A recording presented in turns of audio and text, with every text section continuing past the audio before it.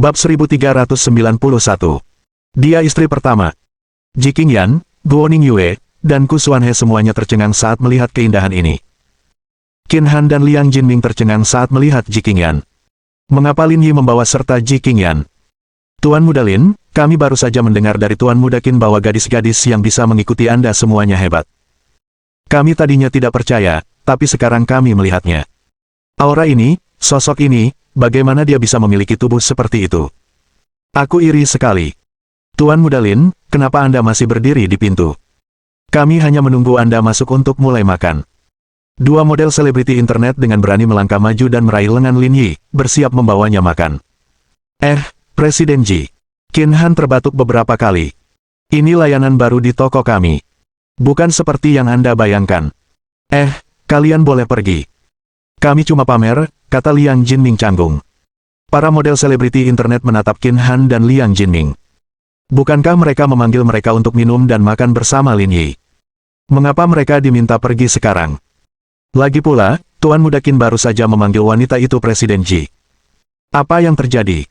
Tuan Muda Liang, apakah Anda tidak membutuhkan kami lagi? Seorang selebriti internet berambut panjang berkata dengan lembut. Liang Jinming mengeluarkan suara dari sela-sela giginya. Istri pertama Tuan Muda Lin ada di sini.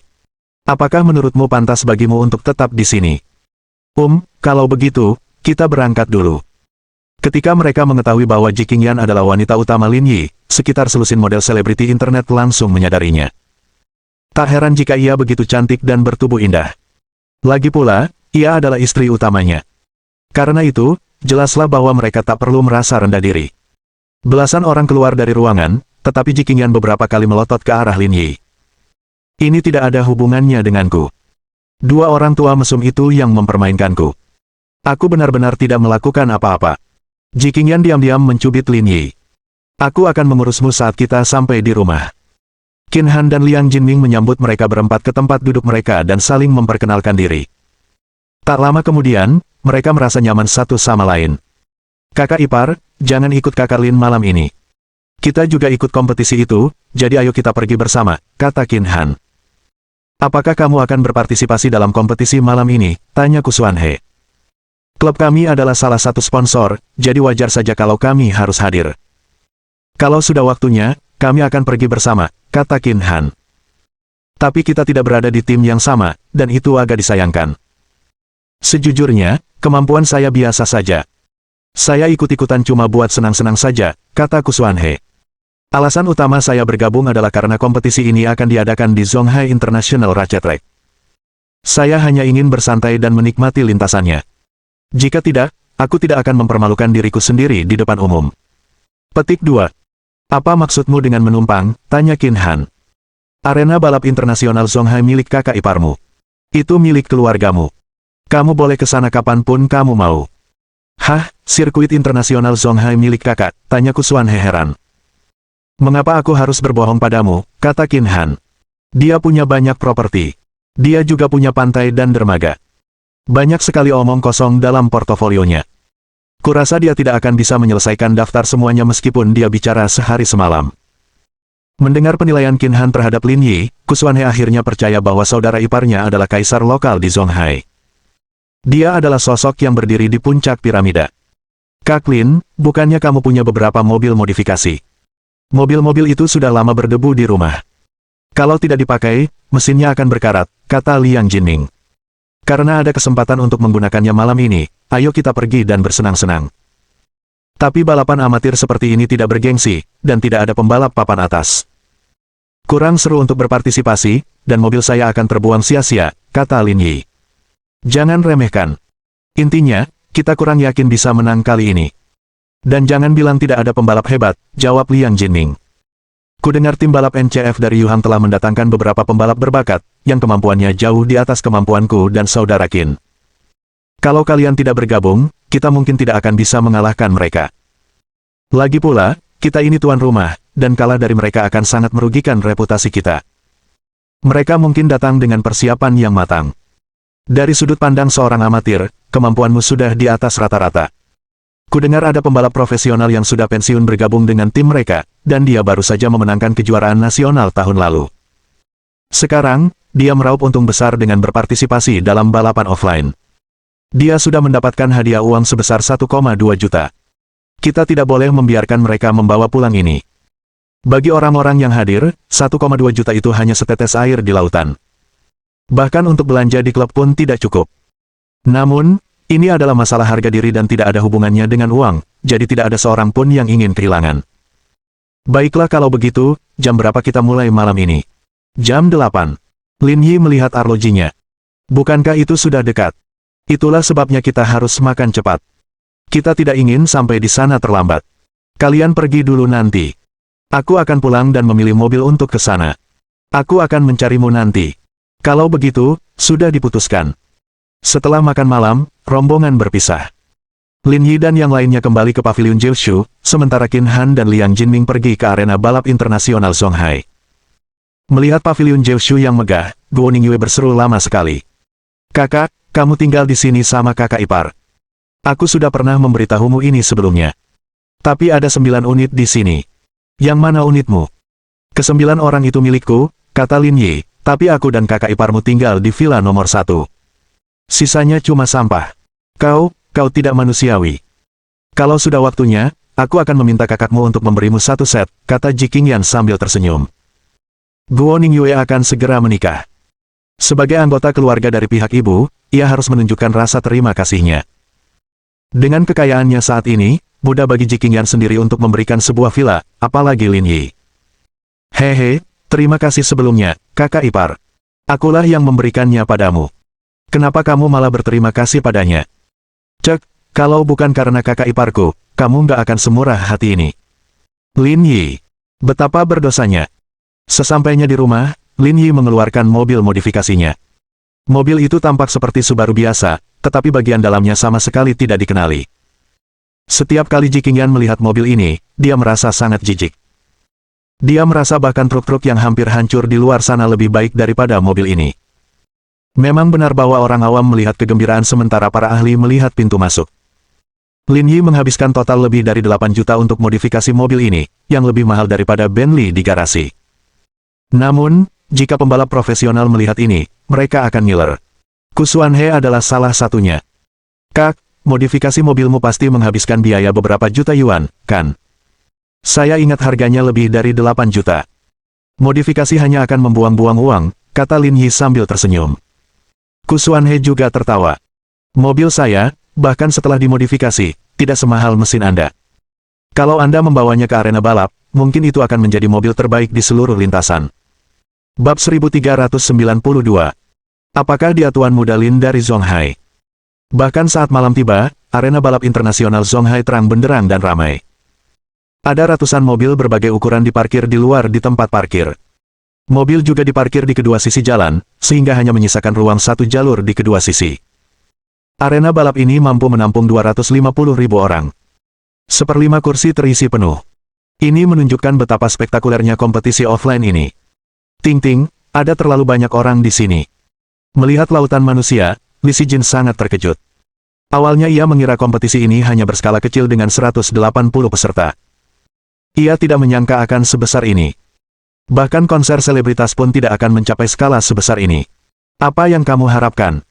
Ini kompetisi offline yang diselenggarakan bersama oleh Yu Hang, Zonghai, dan Yang Cheng. Penonton dan pengaruhnya jauh lebih besar dari yang kamu bayangkan. Meskipun ini kompetisi antar 3 kota, seharusnya tidak terlalu banyak orang yang datang, kan?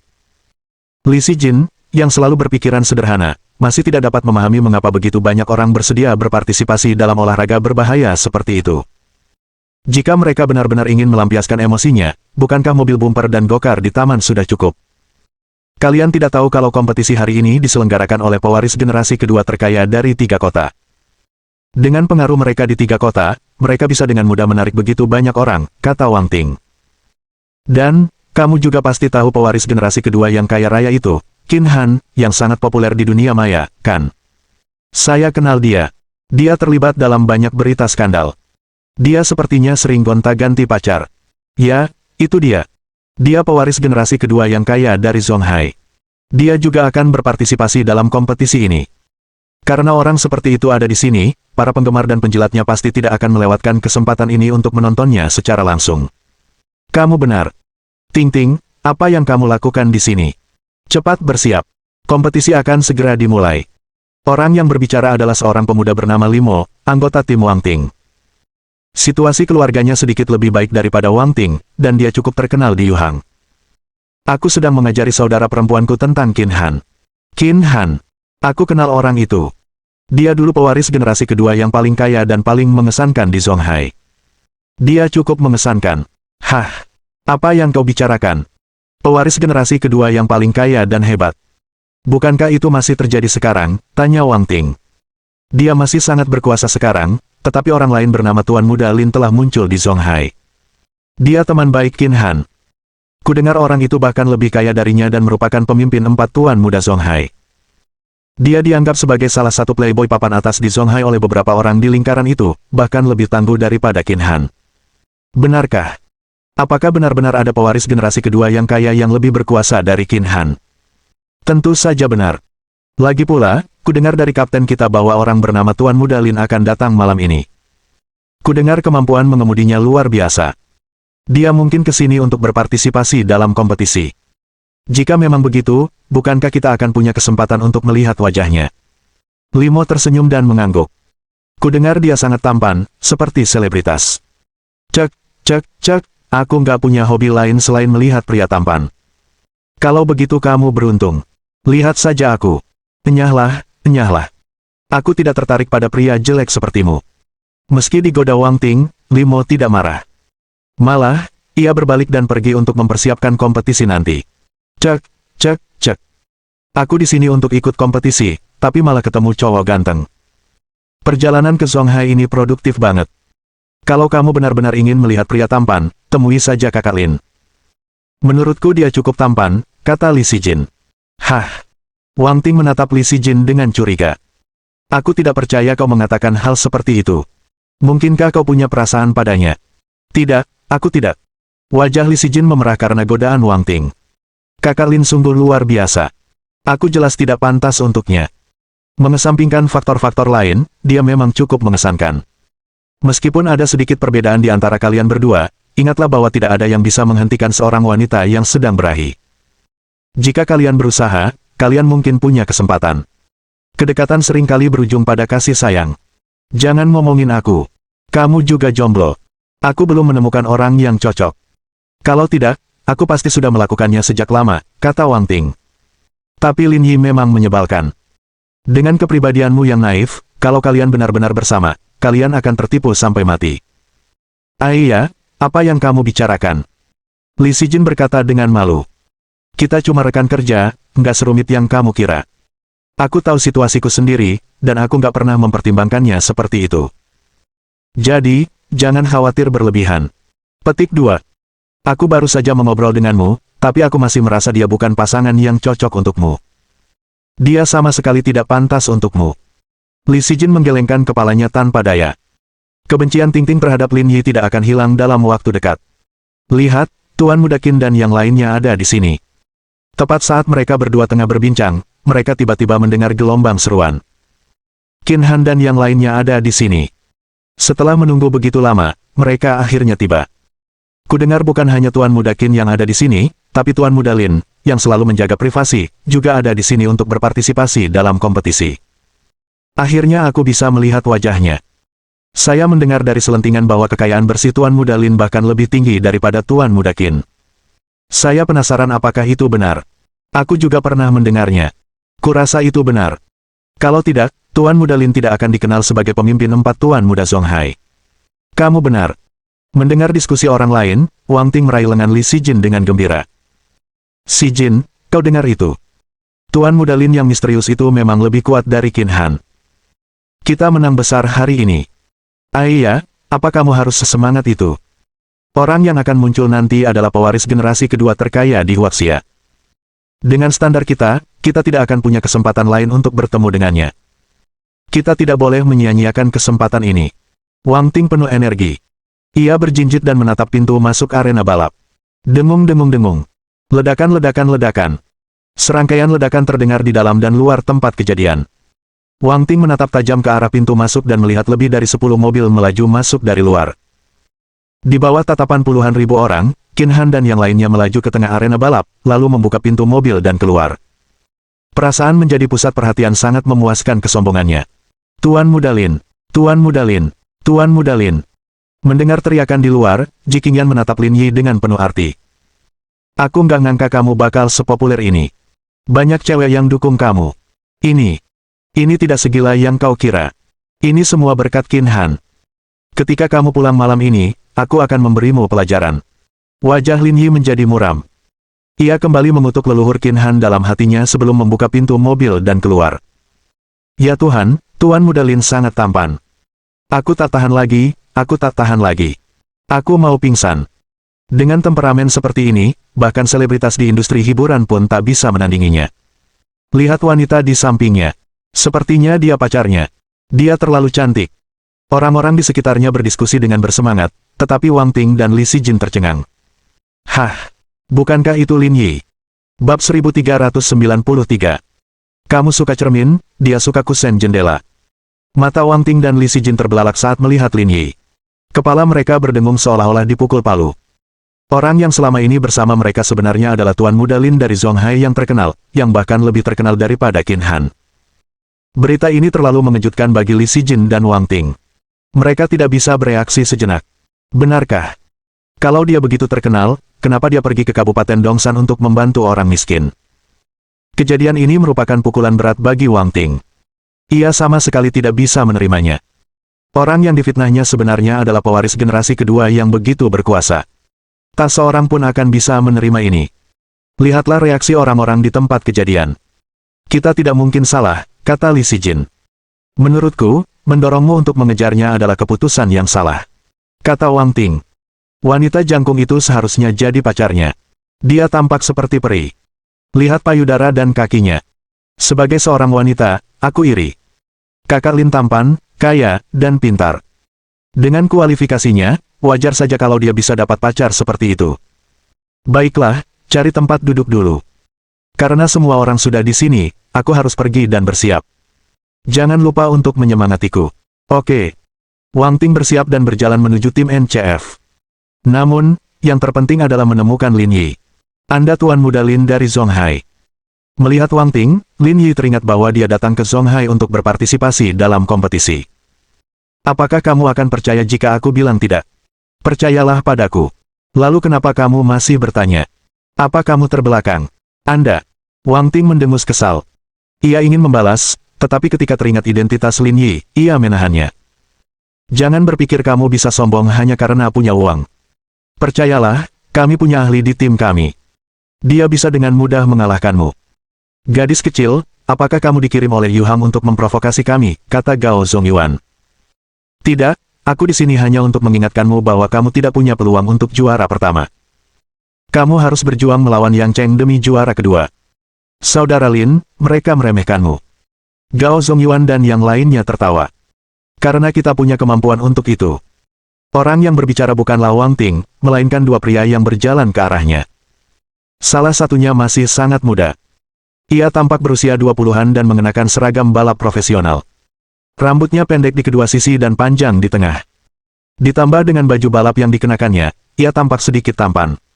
Pria parubaya di sampingnya juga mengenakan pakaian balap, tetapi tidak begitu indah. Dia berjanggut di dagunya dan sebatang rokok di mulutnya. Dia memancarkan aura yang sangat santai. Saudara Ming, kau di sini, kata Wang Ting. Nama pemuda itu adalah Wu Qiming, dan dia adalah Kapten Yu Hang NFC. Pria parubaya lainnya bernama Zhou Zipeng, rekrutan baru Wu Qiming. Dia baru saja memenangi kejuaraan mobil tur nasional tahun lalu, dan dia baru menghasilkan uang secara offline tahun ini.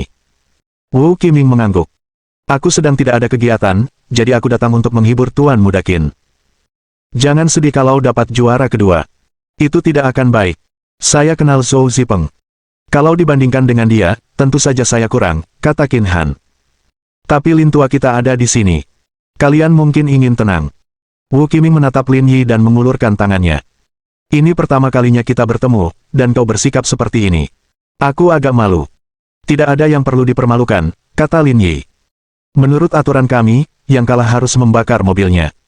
Seharusnya ini tidak masalah, kan? Ekspresi Wu Qiming dan Wang Ting berubah. Bukankah orang-orang Zonghai terlalu kejam? Tidak apa-apa kalau kau tidak sanggup berpisah dengan kendaraanmu. Lagi pula, itu hanya aturan di Zonghai. Kusuanhe, yang berdiri di samping, diam-diam terdiam. Seorang taipan seperti Big Brother bermain berbeda dari yang lain. Luar biasa. Dengan biaya modifikasi mobil, satu mobil saja bisa berharga setidaknya beberapa juta yuan.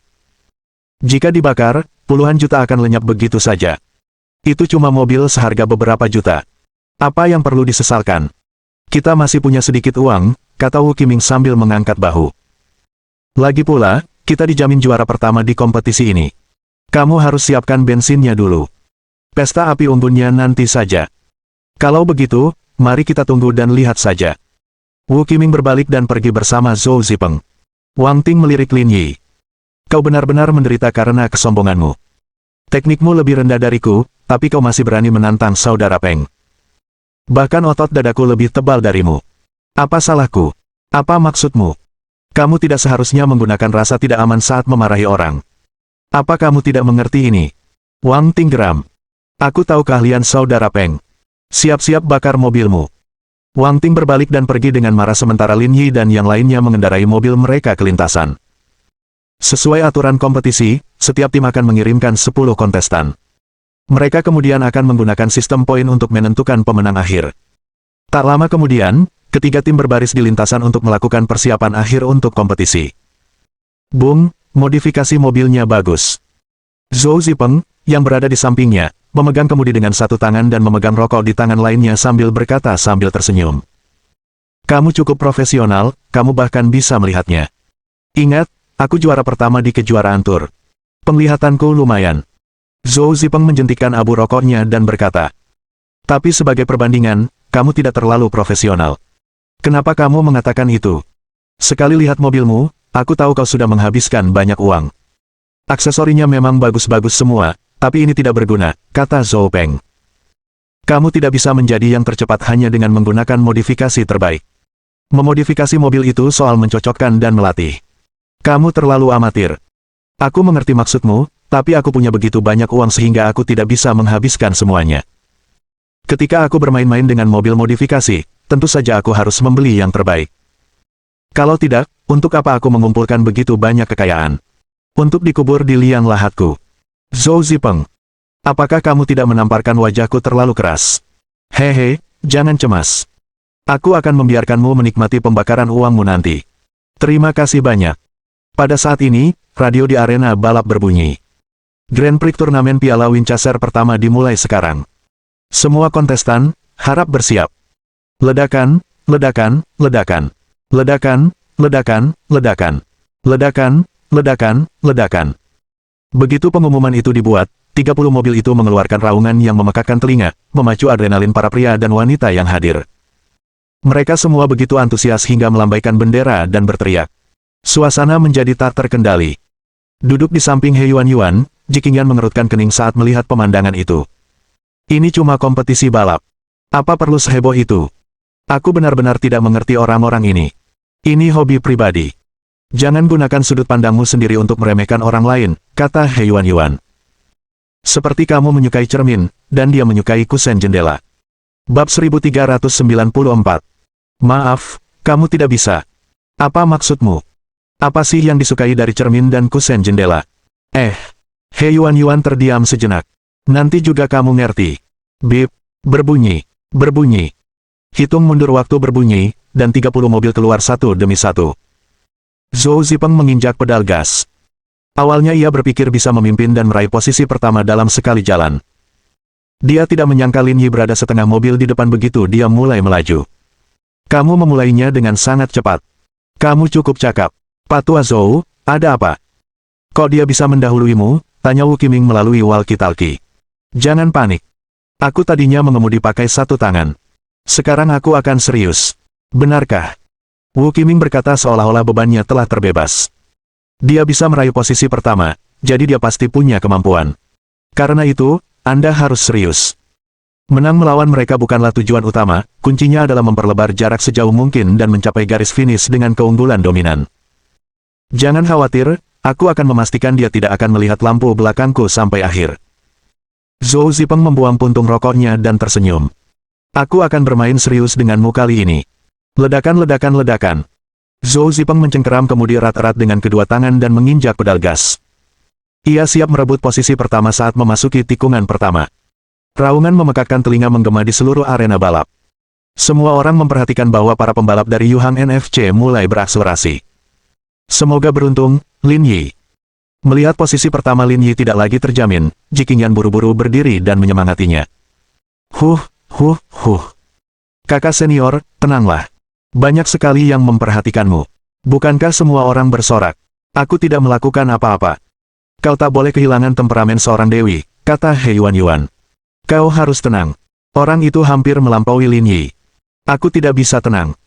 Kalau begitu, pelankan suaramu, serius, kata He Yuan. Gao tua kita ada di paling belakang, tapi aku tidak panik. Bagaimana mungkin sama? Lin Yi belum pernah kalah sebelumnya, jadi dia tidak mungkin kalah sekarang. Setelah itu, Ji Qingyan mengabaikan pengingat He Yuan dan bersorak untuk Lin Yi. Di kaca spion, Lin Yi melihat mobil Zhou Zipeng perlahan menyusul. Dia tersenyum, kemampuanmu cukup bagus. Ledakan. Subaru Lin Yi juga meraung memekakkan telinga. Mobilnya melaju lagi, dan jarak antara dirinya dan Zhou Zipeng kembali melebar. Ekspresi Zhou Zipeng berubah drastis.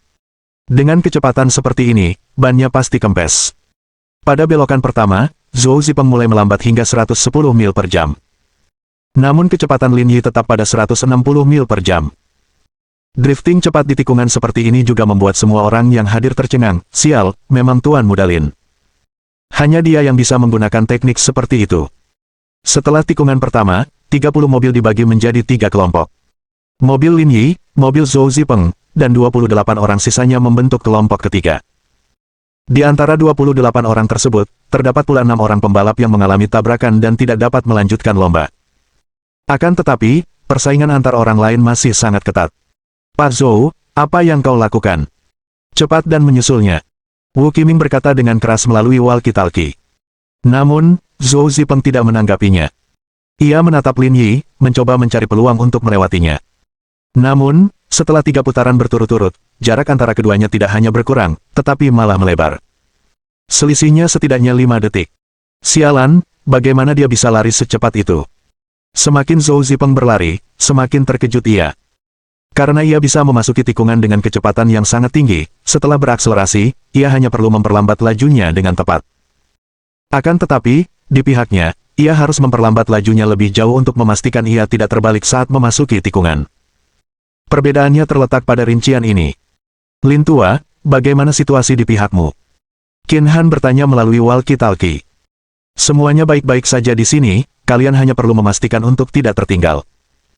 Karena pemenangnya ditentukan berdasarkan poin, percuma saja baginya untuk melaju sendirian. Mereka masih harus mempertimbangkan hasil pembalap lain. Di kejauhan, ada Volkswagen Golf merah menyala. Ketika Wang Ting melihat Lin Yi berlari ke depan, dia merasa seperti telah menerima pukulan bermiliar-miliar. Dia tidak menyangka Lin Yi begitu pandai mengemudi. Dibandingkan dengannya, perbedaannya bagaikan langit dan bumi. Tidak heran dia mengendarai 570 saat itu dan mengalahkannya. Dengan keahliannya, bahkan jika dia mengendarai Sari, dia akan lebih cepat darinya. Jangan khawatir, teruslah berlomba. Kita sudah menyusun strategi. Tak akan jadi masalah bagimu untuk meraih posisi pertama. Setelah 12 putaran berturut-turut, Lin Yi memperoleh tempat pertama dengan kemenangan yang luar biasa. Zhou Zipeng, yang tertinggal 15 detik di posisi kedua, membuat semua orang yang hadir terkesima. Satu demi satu, mobil di belakang mencapai garis finish. Wu Qiming melepas helmnya dan berjalan dengan marah di depan Zhou Zipeng. Ada apa? Kamu nggak pernah nyalip dia?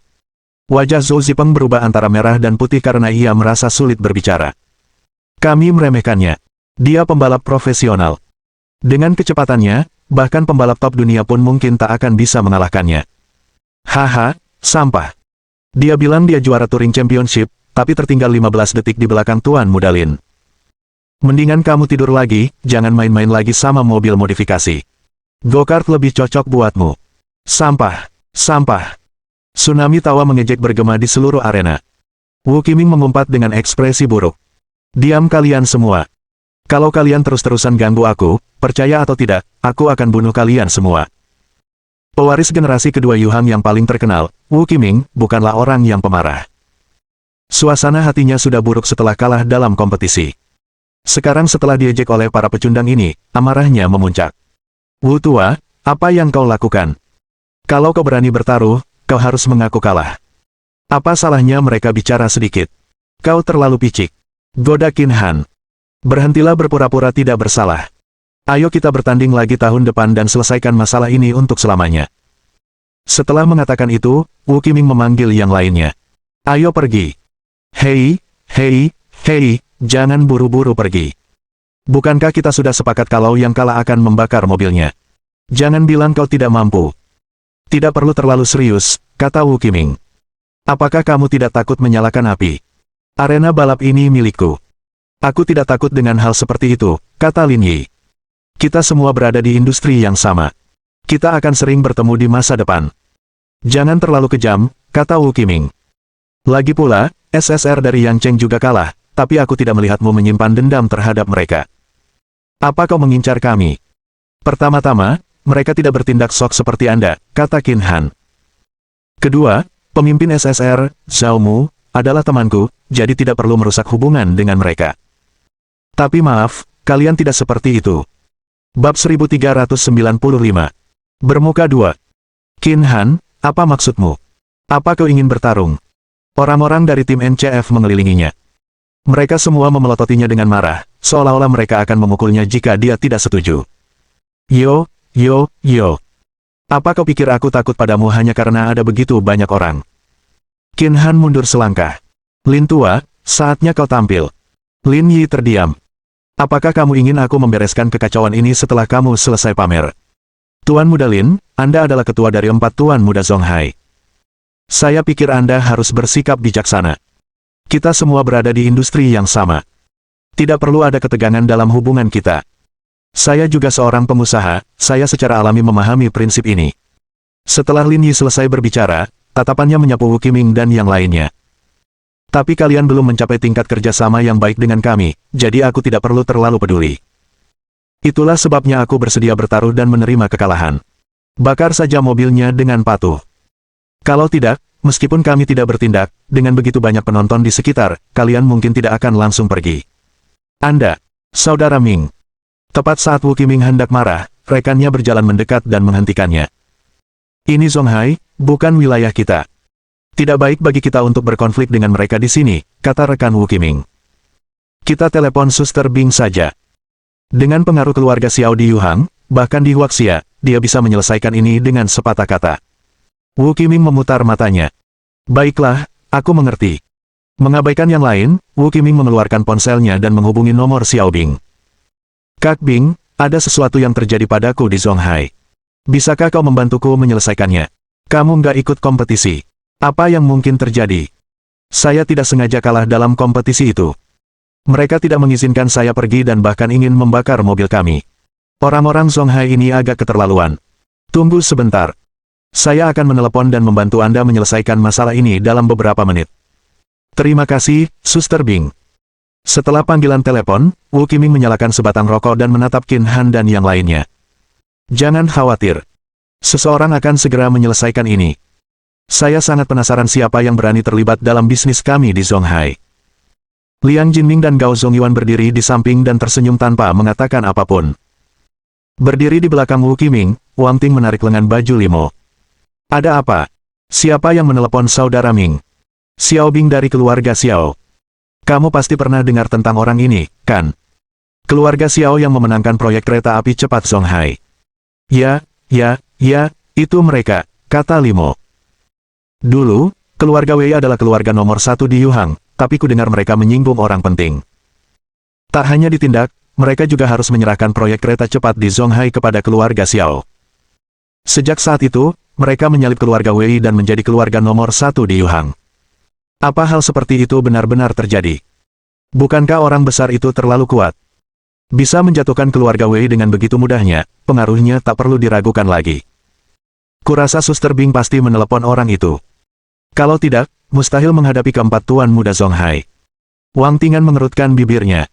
Selalu ada orang yang lebih kuat di luar sana. Orang seperti Lin Yi sudah berada di puncak piramida. Dia tidak menyangka akan ada orang yang lebih kuat darinya di dalam kegelapan. Ini sungguh mengesankan. Bas bas bas. Ponsel Lin Yi berdering. Ternyata itu panggilan video WeChat dari Xiao Bing. Lin Yi tak kuasa menahan tawa. Ia sudah menduga siapa yang dimaksud Suster Bing Wu Qiming. Tidak mungkin orang lain selain Xiao Bing. Kakak Lin, kamu di mana? Aku butuh bantuanmu.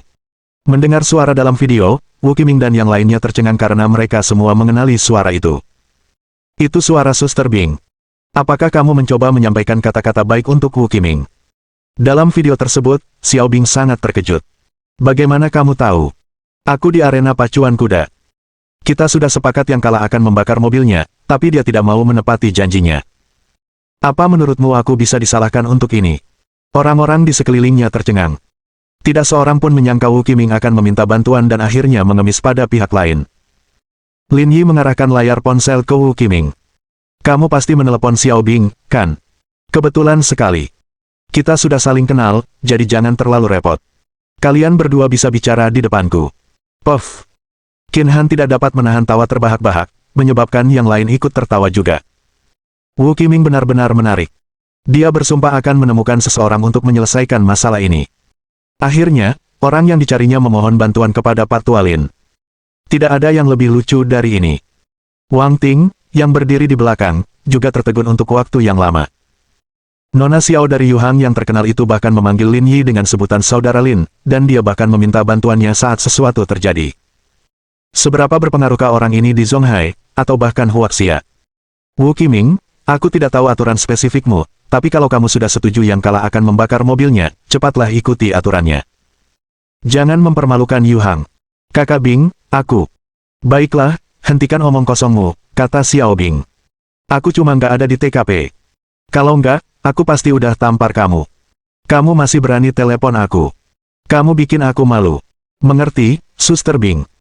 Lin Yi menyimpan teleponnya dan tersenyum pada Wu Qiming. Ayo, siapa lagi yang mau kamu panggil? Ayo.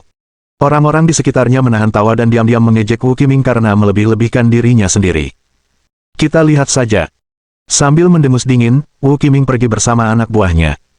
Lin Yi berkata dengan keras, ayo, pesta api unggun dimulai. Mobil-mobil tim NCF semuanya didorong bersama dan dibakar oleh Liang Jinming. Namun sebelum itu, Lin Yi memilih mobil Wang Ting. Bagaimanapun, mereka saling kenal. Membakar mobilnya agak keterlaluan. Kobaran api yang disertai alunan musik 857 membuat sirkuit balap internasional Zonghai menjadi hiruk-pikuk tak bisa tidur lagi. Bahkan Ji Qingyan pun terpengaruh. Cukup menarik. Memanfaatkan waktu luangnya, Lin Yi menemukan Li Sijin. Kak Lin, kamu hebat sekali. Kemampuan menyetirmu memang hebat. Lumayan. Lin Yi tersenyum. Saya sudah mentransfer 100.000 yuan kepadamu. Besok pagi, belikan beberapa barang untuk anak saudara Li dan kirimkan bersama pakaian musiman. Hah, 100.000? Tidak banyak. Belikan dia ponsel baru, komputer, dan beberapa kebutuhan sehari-hari yang akan berguna untuk kuliah.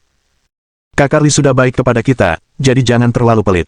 Oke, aku akan pergi besok. Lin Yi mengangguk dan berbalik untuk pergi. Wang Ting melihat punggungnya dan berkata, orang ini benar-benar aneh. Dia arogan dan lalim saat menghadapi saudara Ming, tapi dia sopan kepada kepala departemenmu. Aneh sekali. Apa dia skizofrenia? Bab 1396. Tidak tahu cara menghabiskan uang. Lin Yi dan yang lainnya kembali ke rumah setelah beberapa saat. Ji Qingyan ingin memberi Lin Yi pelajaran agar dia tidak keluar dan menggodanya lagi, tetapi Guo Ningyue dan Ku Xuanhe tinggal di rumah malam ini. Karena itu, dia membiarkannya pergi untuk sementara waktu. Oleh karena itu, dia membiarkannya pergi untuk sementara waktu. Ketika Guo Ningyue melihat bagian dalam villa nomor 1, dia terpesona untuk waktu yang lama. Ini jauh lebih mewah daripada yang dibayangkannya. Kakaknya benar-benar tahu cara menikmati hidup. Bukankah kamu bilang akan pergi ke timur laut? Kapan kamu berencana berangkat? Tanya Ji Qingyan dari dalam ruangan. Besok. Semua orang sudah di sini. Aku tidak bisa membuat mereka menungguku. Ji Qingyan mengerutkan bibirnya. Berapa lama waktu yang dibutuhkan? Lin Yi terdiam. Sulit dikatakan. Aku mungkin bisa kembali setelah setengah bulan. Setengah bulan sudah cukup. Ningyue akan menikah. Sebagai kakaknya, kamu harus menyiapkan mas kawinnya. Apa yang bisa aku berikan padanya? Pacarnya harus mengambil alih bisnis keluarga di masa depan. Dia mungkin akan tinggal di Yangcheng untuk berkembang.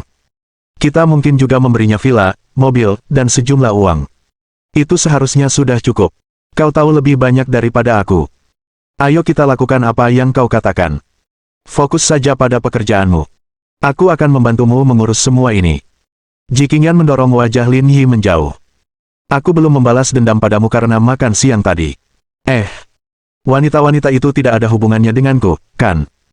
Mereka semua disewa oleh si tua mesum, Qin Han, kata Lin Yi. Dan lihatlah wanita-wanita itu. Mereka semua lebih rendah darimu. Aku bahkan tak mau repot-repot melihat mereka. Bagaimana mungkin aku membuang semangka demi biji wijen? Setidaknya kamu tahu cara berbicara. Ji Qingyan menarik selimut menutupi tubuhnya dan bersiap untuk tidur. Cepat tidur.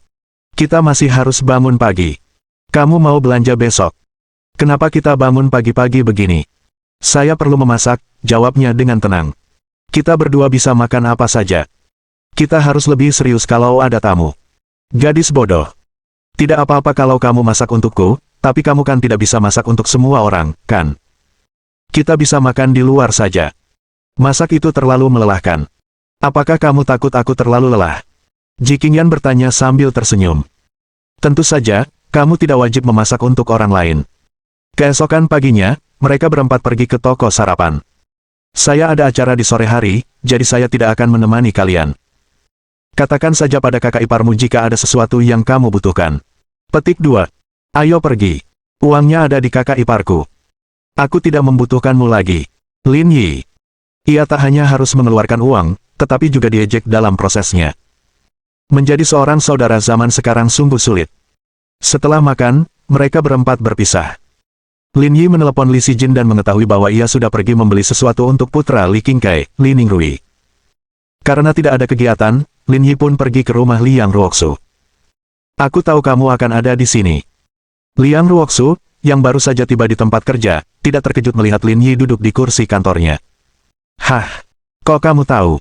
Ada Rolls-Royce terparkir di halaman. Kalau bukan kamu, siapa lagi yang berani parkir mobil sebagus itu di halaman kita, kata Liang Ruoxu. Sudah kubilang. Jangan bawa mobil sebagus itu kalau kamu ke sini. Kamu nggak pernah mau dengar. Aku akan pergi keluar untuk melakukan sesuatu, jadi aku datang mengunjungimu dalam perjalanan. Datang untuk mengunjungiku. Liang Ruoxu menatap Lin Yi. Mengapa aku merasa seperti kamu sedang mengawasiku? Kamu bisa memikirkannya seperti itu. Sebenarnya, kau tidak perlu melakukan ini, kata Liang Ruoxu. Aku bekerja di Zonghai, dan ada mata-mata tersembunyi yang mengawasiku. Kalau ada gangguan sekecil apapun, pasti ada yang akan mengungkapnya. Jadi, kalau kamu punya energi itu, gunakanlah untuk perempuan lain. Sudah ada orang yang mengawasimu. Baiklah, aku mengerti sekarang. Bagaimana denganmu? Kenapa kau kembali kali ini? Apa kau mendapat masalah? Bukankah sudah kubilang aku akan pergi ke timur laut untuk belajar? Aku berencana pulang sore ini. Aku sedang tidak ada kegiatan sekarang, jadi aku datang menemuimu. Kau di sini untuk mengisi waktu karena dia tidak ada kegiatan. Berpuaslah. Orang lain bahkan tidak mendapat kesempatan seperti ini. Kalau begitu, aku harus berterima kasih padamu, Presiden Lin. Ucapkan terima kasih dalam hati saja. Terlalu norak mengatakannya di depanku. Kamu monyet. Kalau aku kasih kamu tongkat, aku yakin kamu bakal bisa memanjatnya. Liang Ruoxu menarik kursi lain dan duduk di samping meja. Saya sudah menghubungi lembaga penelitian pertanian di Bingcheng. Kalau ada permintaan, silakan saja.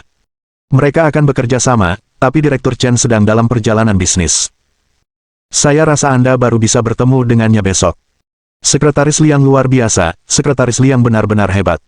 Cek, kata-kata nggak ada gunanya. Kamu ngurus dua hal sekaligus.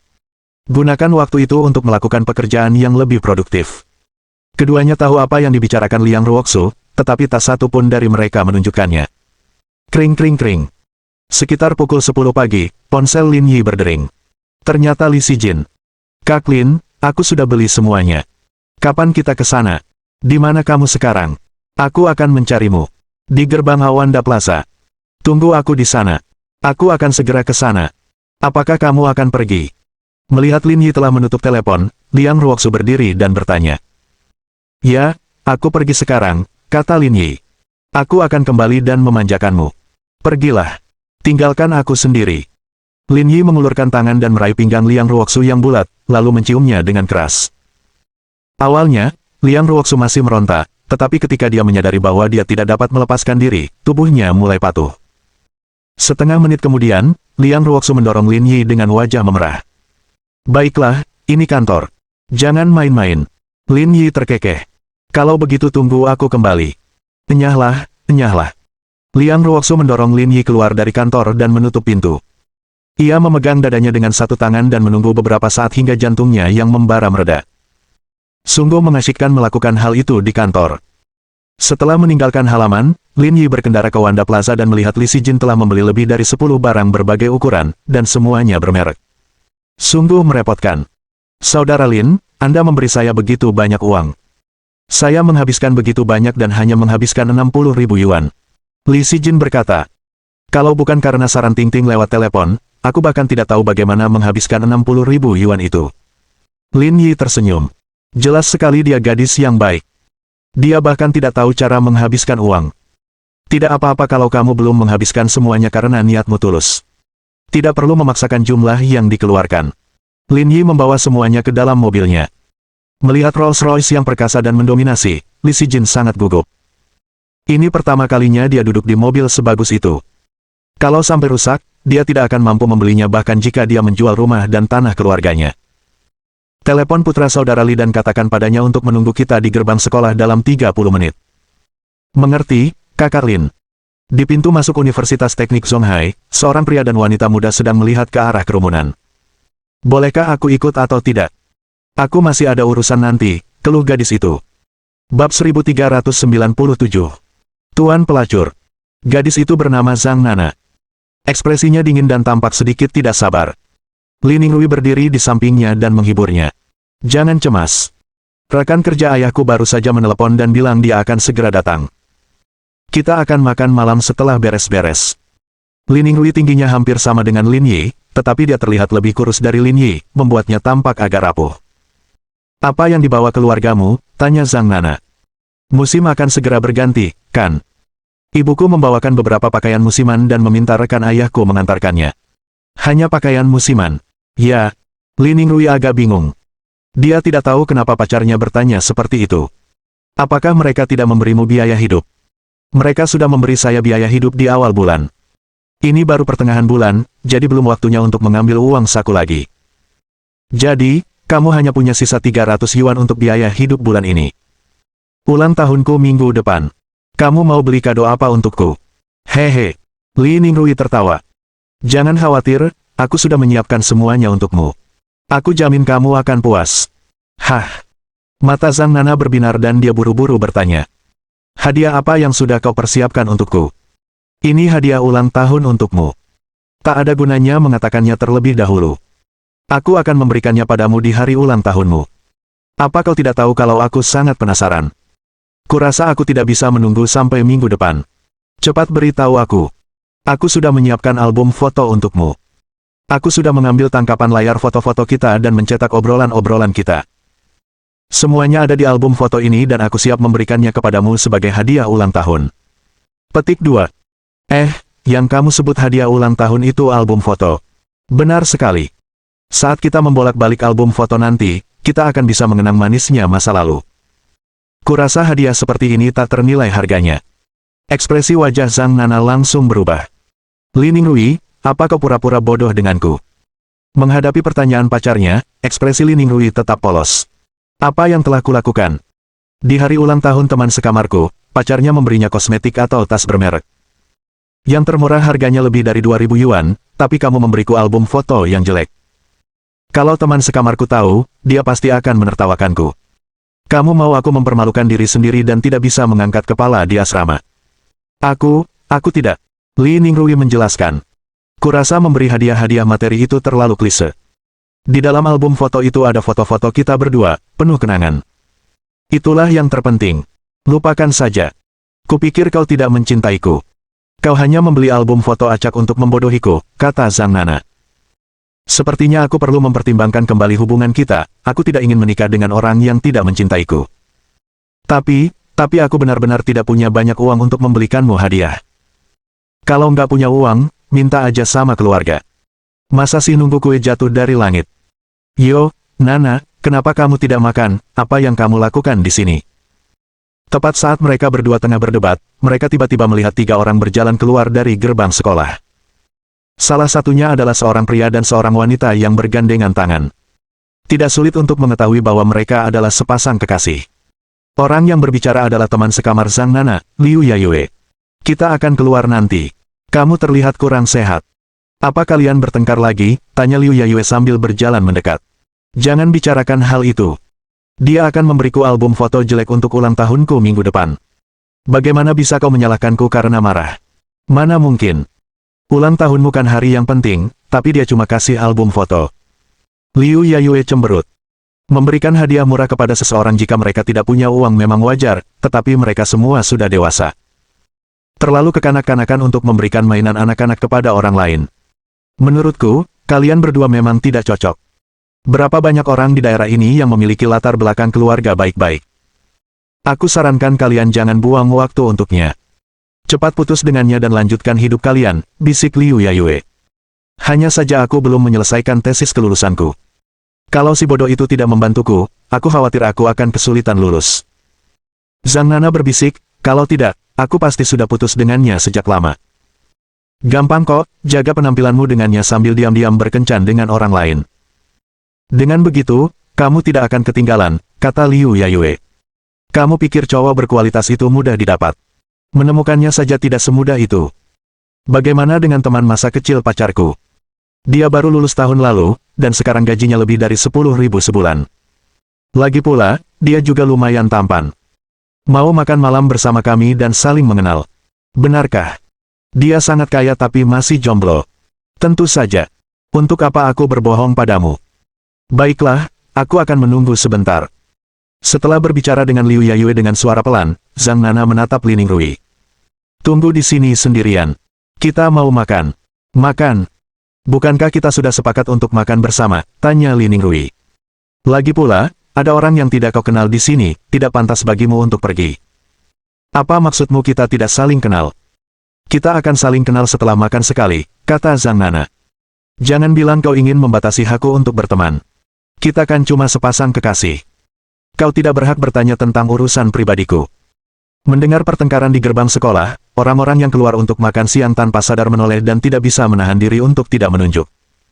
Kedua belah pihak marah pada saat ini.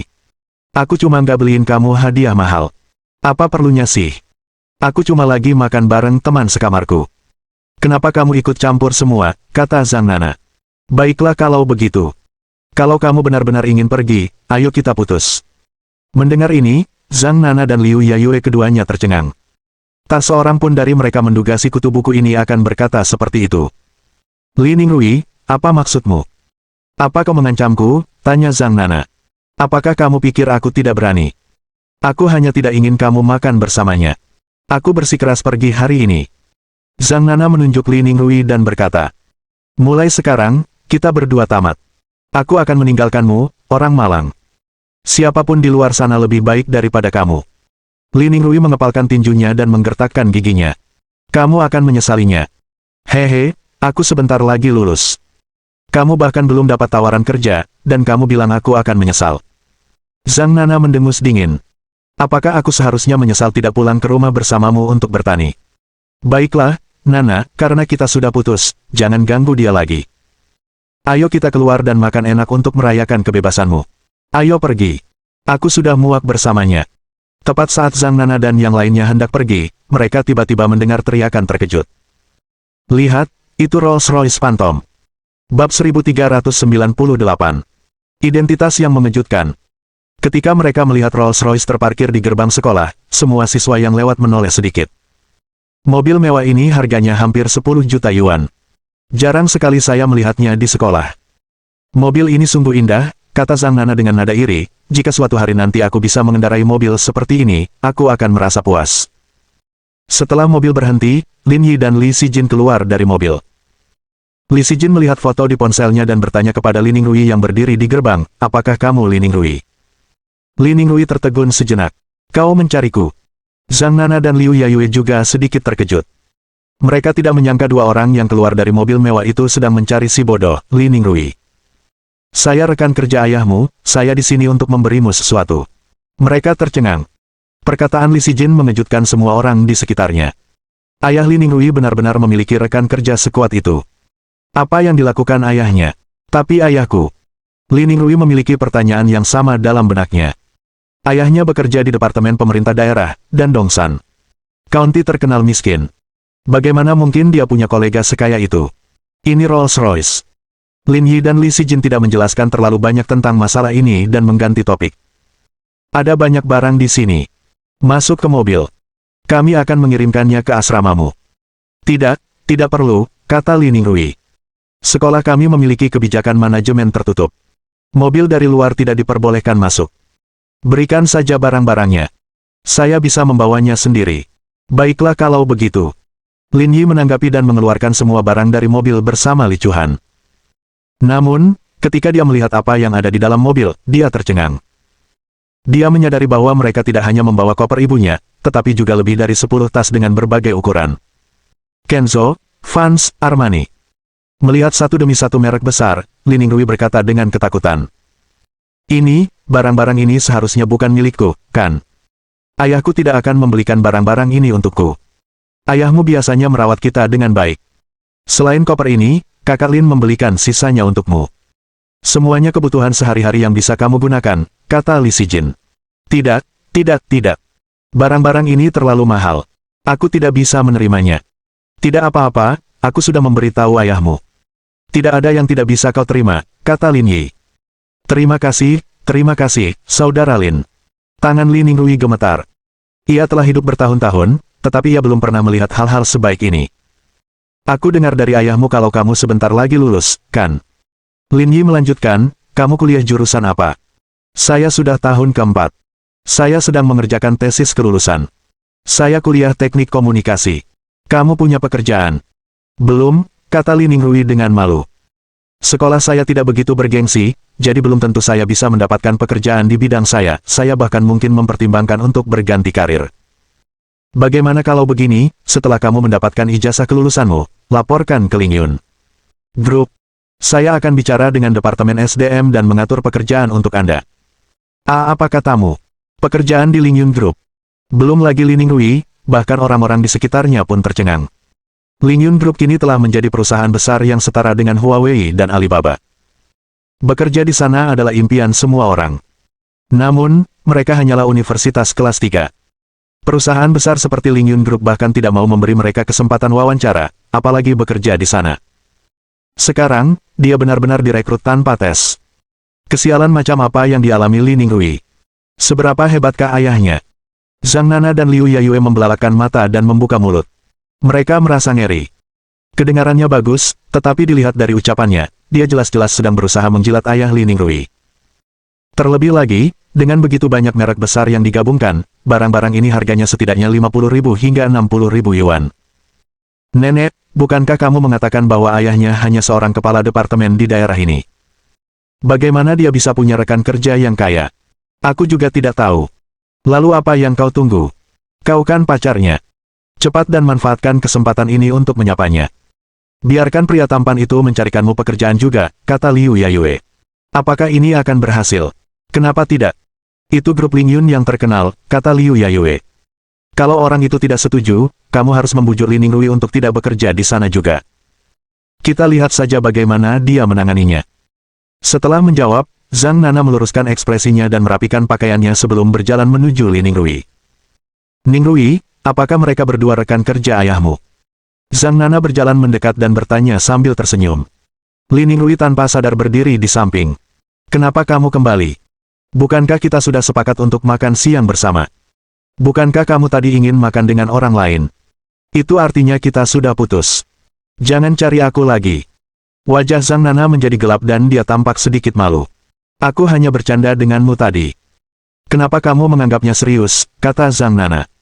Lagi pula, aku sudah memikirkannya. Kita sudah bersama begitu lama. Harta benda memang tidak penting. Aku juga berpikir album foto yang ingin kau berikan itu lumayan bagus. Usus Zhang Nana berubah menjadi hijau karena penyesalan. Kalau saja dia tahu kalau ayah Li Ningrui begitu berkuasa, dia tidak akan pernah putus dengannya. Jika memang begitu, dia tidak perlu bersikap begitu rendah hati. Aku sudah memikirkannya matang-matang. Jangan bicara lagi, kata Li Ningrui. Kalian bisa makan bersama. Kita sudah tidak cocok lagi. Lin Yi dan Li Sijin saling berpandangan. Mereka datang ke sini hanya untuk menyampaikan sesuatu. Mereka tidak menyangka akan menghadapi situasi seperti ini. Namun, Lin Yi cukup puas dengan penampilan Li Ningrui. Wanita ini jelas-jelas jalang teh hijau. Dia sama sekali tidak cocok untuk orang jujur seperti dia. Adalah suatu hal yang baik untuk dapat menolaknya dengan tegas. Setidaknya, dalam hal temperamen, dia lulus. Kak Lin, Kak Li, kalian sudah makan. Ada restoran enak di sebelah sekolah. Aku akan mengantar kalian ke sana, kata Li Ningrui sopan. Kami masih ada urusan nanti, jadi kami tidak akan bergabung denganmu, kata Lin Yi. Tapi dengan begitu banyak barang di sini, apakah kamu yakin bisa membawanya kembali? Melihat lusinan paket di tanah, Li Ningrui ragu sejenak. Aku akan menelepon teman-teman sekelasku dan meminta mereka membantuku membawanya. Jangan repot-repot. Biar aku yang mengantarkannya. Tapi sekolah kami tidak mengizinkan mobil asing masuk. Tidak apa-apa. Aku punya izin di sini. Satpam sekolahmu mungkin tidak akan berani menghentikanku. Mendesis. Orang-orang di sekelilingnya tersentak lagi. Dari mana pria ini berasal? Dia tidak hanya mengendarai Rolls-Royce untuk menyambut mereka, tetapi dia juga punya izin khusus. Orang sekuat itu masih ingin menjilat ayah Li Ningrui. Mungkinkah ada dewa yang tersembunyi di sekolah kelas 3 ini? Bab 1399. Kipas tanpa otak. Li Ningrui tersenyum malu. Kalau begitu aku harus merepotkan kakak Lin dan kakak Li. Ini masalah kecil. Bawa saja barang-barangnya ke sini. Aku akan mengantarmu masuk.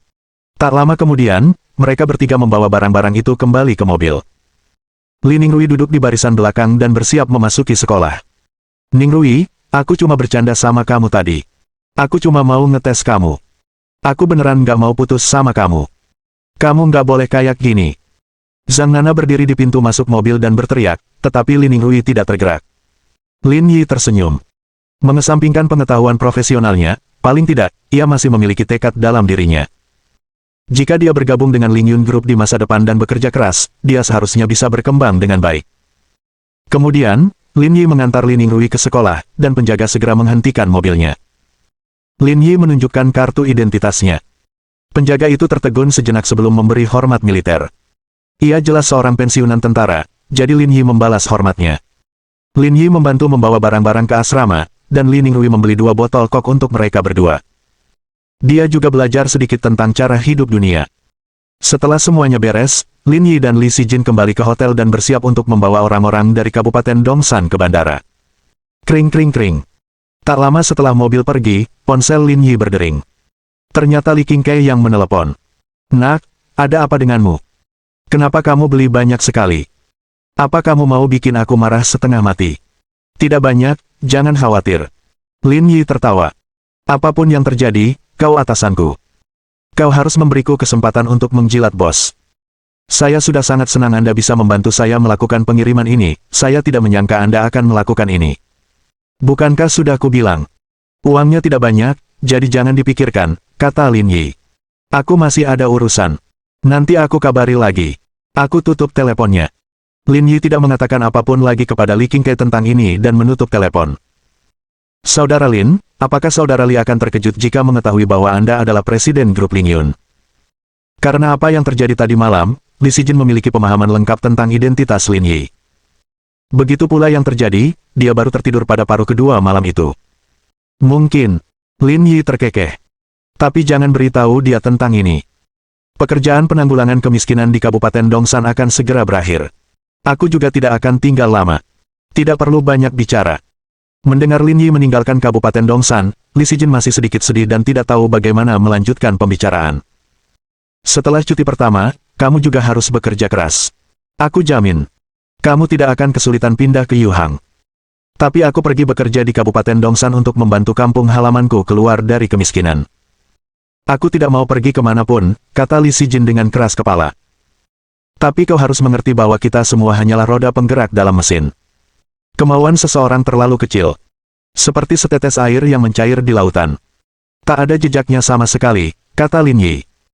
Jika saya bukan Presiden Ling Yun Group, jika saya tidak memiliki koneksi dan sumber daya lain, mustahil bagi kami berdua untuk mengangkat Kabupaten Dongsan keluar dari kemiskinan dalam hidup ini. Li Sijin mengangguk tanpa berkata apa-apa. Ia mengerti maksud Lin Yi. Ketika Anda mencapai posisi yang lebih tinggi, Anda akan memiliki lebih banyak sumber daya, dan Anda akan mampu berbuat lebih banyak. Inilah cara yang benar untuk memberi manfaat bagi masyarakat. Baiklah, Saudara Lin, kata Li Sijin, saya memang agak terlalu berpikiran sempit. Santai saja. Jalan masih panjang. Lin Yi menginjak pedal gas dan segera tiba di Hotel Peninsula. Peserta pelatihan sudah siap. Dalam waktu kurang dari setengah jam, mereka semua siap dan berangkat ke bandara. Bandaranya indah sekali. Seseorang mendesah. Jauh lebih bagus daripada stasiun penumpang di daerah ini. Lihat betapa naifnya kamu. Ini bandara. Tentu saja akan lebih baik daripada terminal bus kita yang buruk ini. Semuanya, jangan cemas, aku akan mengambil beberapa foto untuk dilihat istriku. Aku juga akan mengambil beberapa foto. Anakku belum pernah naik pesawat sebelumnya, tapi sebagai ayahnya, akulah yang pertama kali naik pesawat. Haha. Kalian semua, perhatikan baik-baik. Jangan fokus mengambil foto sembarangan. Dengarkan Direktur Lin. Jangan tunda urusan penting. Tidak apa-apa, silakan. Lin Yi tersenyum. Waktu sangat penting. Terima kasih, Direktur Lin. Lin Yi dapat memahami perasaan ini. Dulu waktu di panti asuhan, dia juga senang sekali waktu pertama kali naik kereta, apalagi pesawat.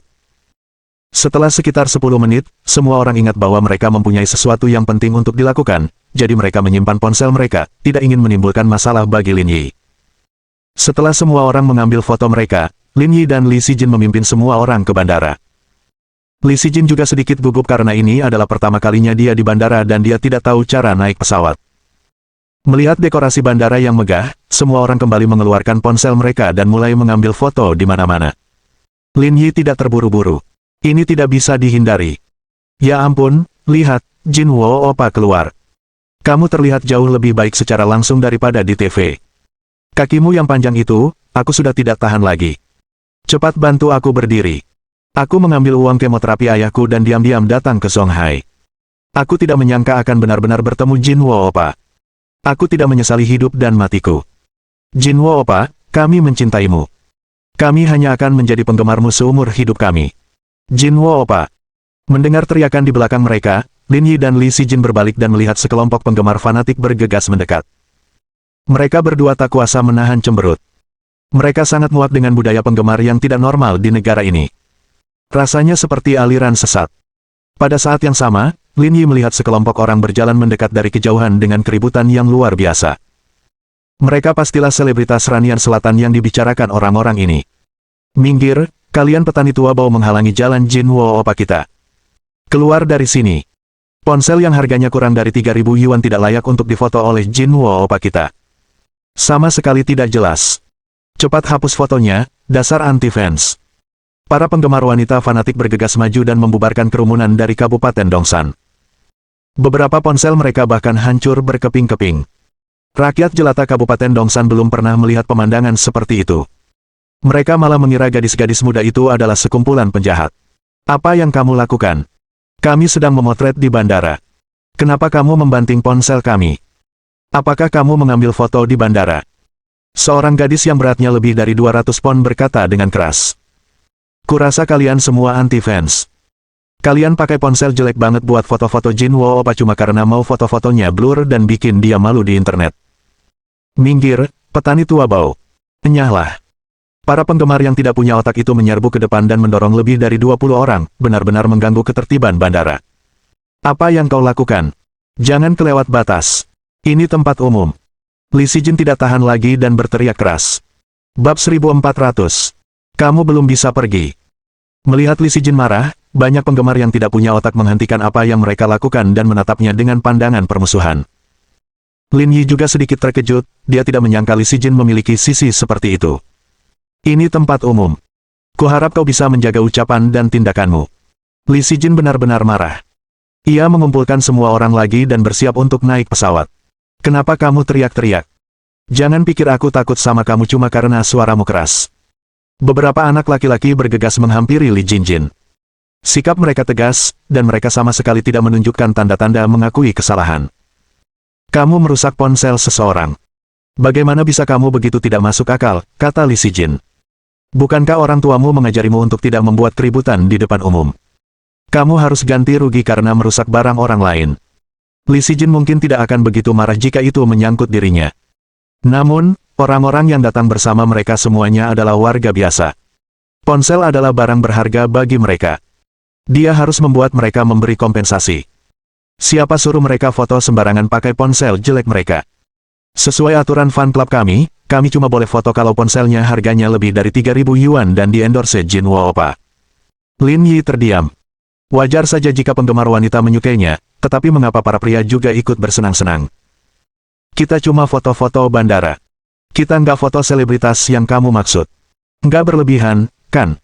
Siapa tahu kalian akan diam-diam mengambil foto, kata seseorang dari klub penggemar. Dan melihat pakaianmu, jelas sekali kamu dari pedesaan.